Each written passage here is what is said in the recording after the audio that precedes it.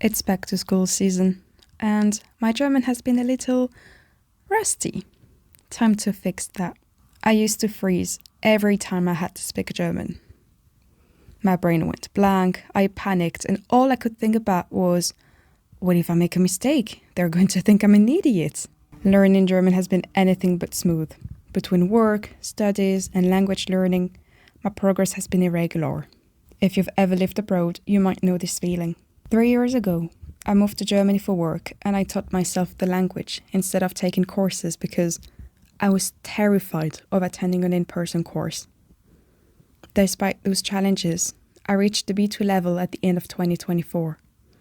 Now, I'm aiming higher, taking a C1 level language exam this year. It's ambitious, but I'm ready to try. In this video, I'll make a realistic study plan to achieve this goal.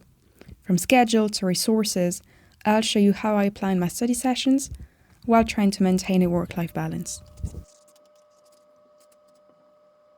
I cannot believe summer's over. It's already end of August and the semester's starting soon. So I guess it's the best time for me to brush up my German.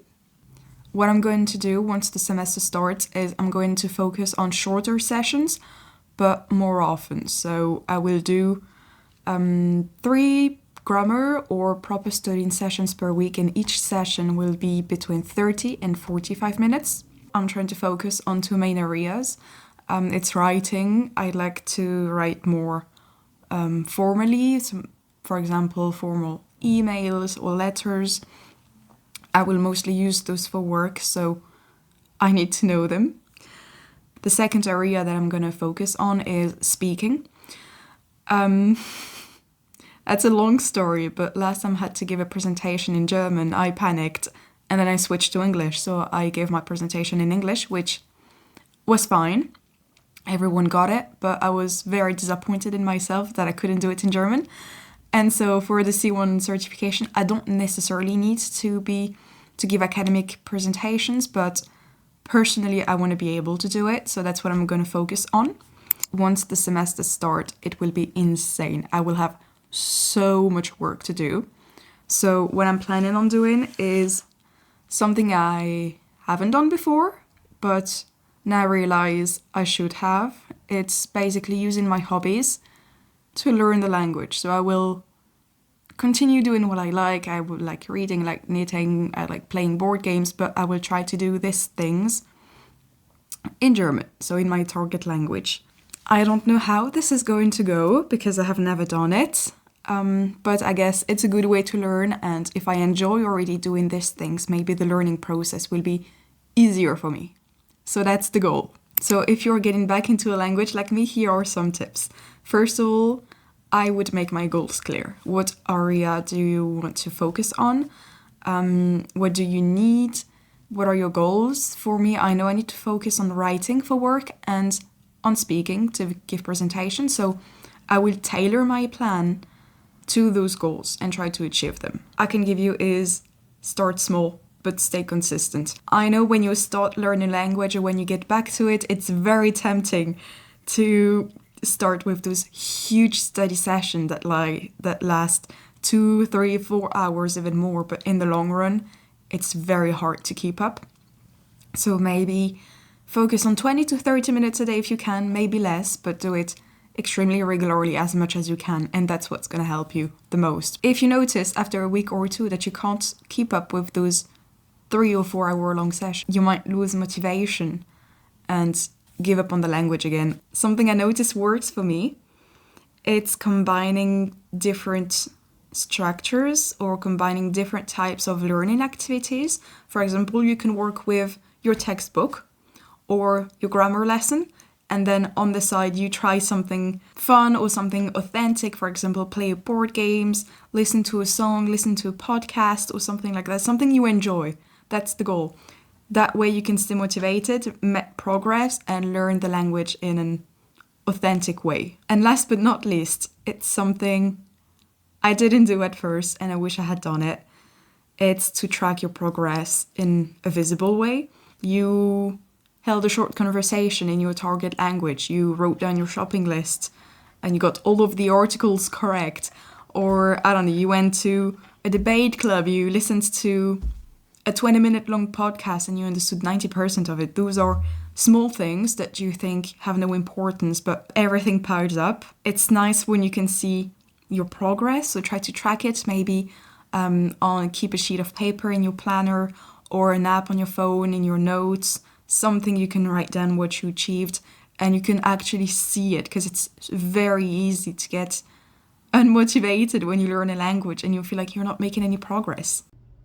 Talking about staying motivated, I recently saw on social media a group of people who made punch cards for the summer, for their summer goal, and every time they did one of those things, they would punch a hole in the card, and at the end, once all of the holes were punched in the card, they could get a reward for themselves. So we're gonna try to make a punch card for German to stay motivated.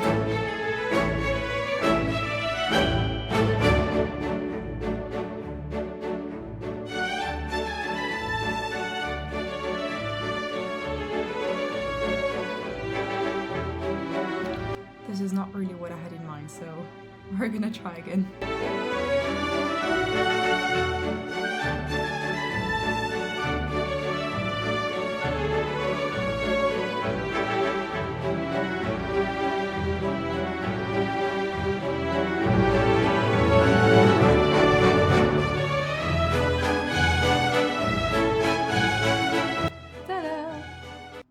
Next, I was trying to create a weekly study plan for German. As said before, I will try to aim for 2 to 3 study sessions, sit-down study sessions per week, focusing on grammar and writing.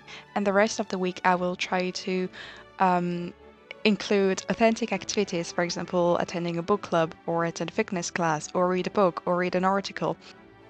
At the bottom, I made a list of daily activities I could choose from on top of the study sessions when I didn't have the time to do the things I wrote in my weekly planner. For example, read 15 pages of a book. Maybe I won't have the time to do this, so instead I could listen to a podcast or watch a YouTube video or watch the news, depending on how busy I am.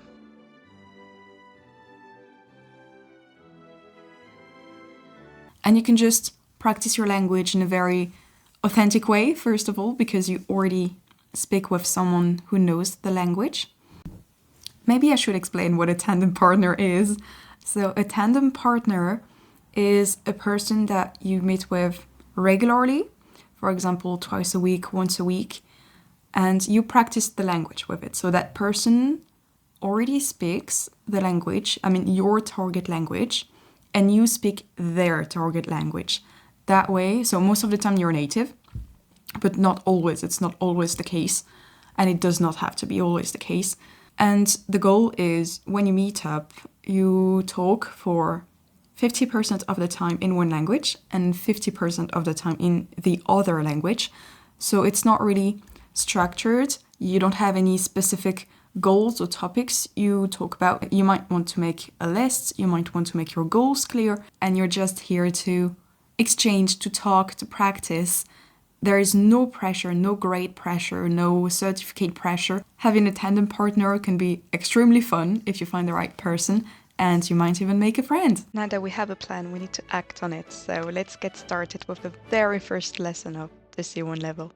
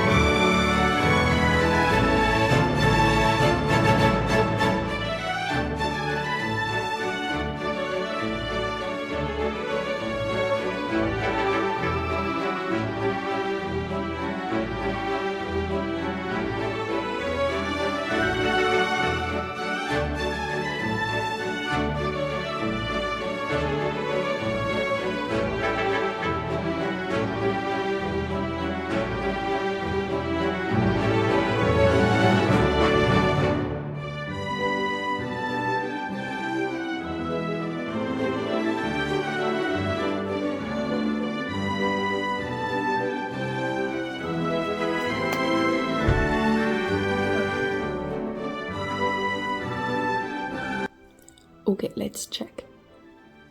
I had to pick the correct connectors, so let's see how many I got right out of 13.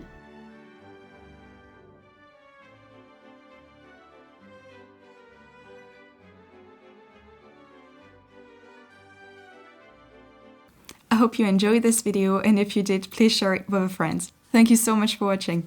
Bye!